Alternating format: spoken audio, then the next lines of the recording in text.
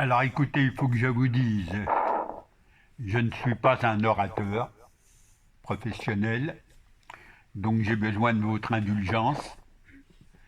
Je ne suis pas prof d'histoire, donc je ne vous ferai pas de cours d'histoire. Vos professeurs vous le feront bien mieux que moi.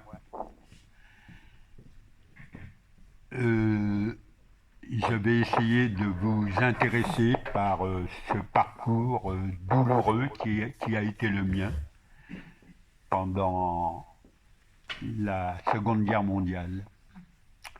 Alors, je dois vous dire que m'adresser à vous dans un collège de Roissy, ce n'est pas sans émotion. Ce n'est pas sans émotion parce que, bon, ce que je vais vous raconter, c'est la fin de mon parcours. Ça se passait le 22 juin 1944. Essayez de retenir cette date. Toutes les dates ne sont pas importantes, celle-là l'est. Le 22 juin 1944, j'avais 16 ans et je me trouvais dans une réunion de résistants. Ça se passait à Ozoir-la-Ferrière. Et cette réunion, elle avait pour but d'organiser comment nous allons délivrer la ville d'Ozoir de l'occupation allemande. Alors c'était des problèmes d'organisation, il fallait penser à la poste, il fallait penser à libérer la gare, il fallait penser à libérer les écoles, bon, il y avait tout. Et pendant qu'on était en train de discuter sur la manière de libérer Ozoir, parce que notre but, les Américains, les Anglais, avaient déjà débarqué depuis le 6 juin. Ils avaient déjà débarqué en France et ils avançaient vers Paris. Et nous, notre volonté, c'était que ça ne soit pas les Américains qui nous délivrent, mais qu'on ait le, le bonheur, la fierté d'avoir libéré notre ville nous-mêmes. Et c'est pourquoi on était réunis. Et au cours de cette réunion, d'un seul coup, il y a eu un fracas extraordinaire. Les vitres vibraient, je ne sais même pas si les vitres n'étaient pas cassées. Il se passait quelque chose, un boucan absolument formidable. Et on est sorti à l'extérieur pour voir qu'est-ce qui se passait, la cause de tout ce fracas. Et on a vu des escadrilles d'avions américains qui bombardaient Roissy-en-Brie. La ville, elle a été détruite à près de 60%. Lorsqu'on a vu ça, on a laissé tomber notre réunion et on a dit vite, il faut aller à Roissy pour aider.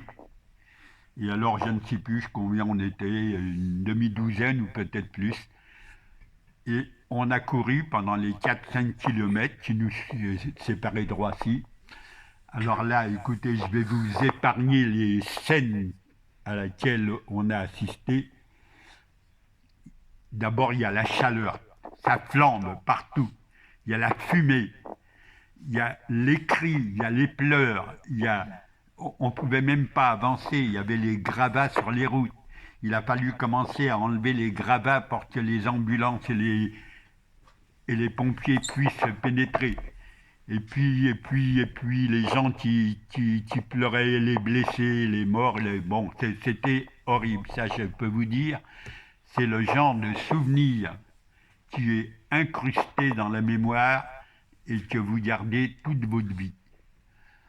Et alors, bon, il se fait que je fais du vélo d'une manière intensive. Et dans mon parcours de vélo, je partais de Paris et je faisais à peu près une cinquantaine de kilomètres. Et pour revenir, je repassais toujours par Roissy, qui était sur mon parcours, et je ralentissais pour revoir les souvenirs que j'avais vécus pendant la guerre. J'ai fait ça pendant 25 ans.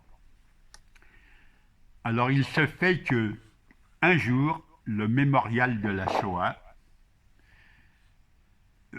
c'est un endroit qui rassemble tous les documents, tous les témoins, tout ce qui concerne les événements qui se sont passés pendant la guerre et surtout la déportation des 76 000 juifs de France.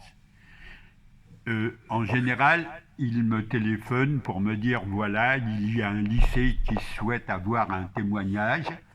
Est-ce que tu peux venir, Jacques? Jacques, c'est moi. Et d'accord, je leur dis je peux ou je peux pas.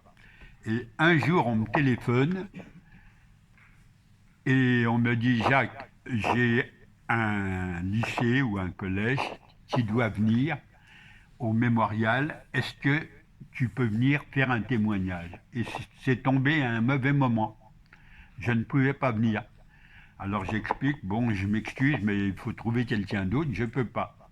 Oh, c'est dommage, c'est dommage. Bon, je peux pas, je peux pas. Et par acquis de conscience, je dis à mon interlocuteur, qui est un des dirigeants du mémorial de la Shoah, mais en fin de compte, pourquoi qui vient?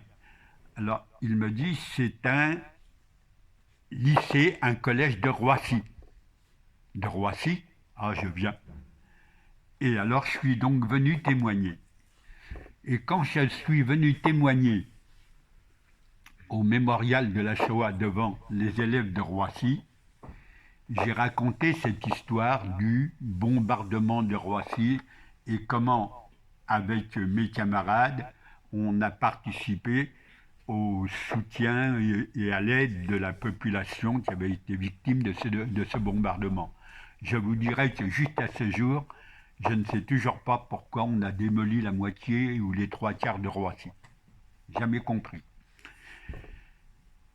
Et alors, quand j'ai expliqué ça aux élèves, je leur ai posé la question, vous êtes combien à savoir que votre ville, c'est un événement important dans l'histoire d'une ville, d'avoir été démolie aux trois quarts, avec des dizaines et des dizaines de morts, de blessés.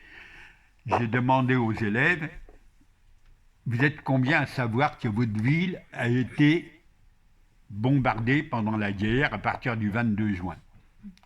J'avais une centaine d'élèves devant moi, j'ai une seule main qui s'est levée. Une seule. Les élèves n'étaient pas au courant. Les grands-pères n'en ont pas parlé à leurs enfants. Les enfants qui étaient les pères des élèves n'en ont pas parlé. Et c'est comme ça que la mémoire, elle disparaît. Et un événement aussi important que ce bombardement, aussi important pour une ville, dans l'histoire de la ville, eh bien, il disparaît comme ça. Et c'est pour ça que je souhaite profondément que le témoignage que je vous apporte laisse des traces, que vous soyez pour moi un relais. C'est-à-dire que vous attrapez le relais que je vous donne de manière à ce qu'il ne soit pas perdu pour la mémoire.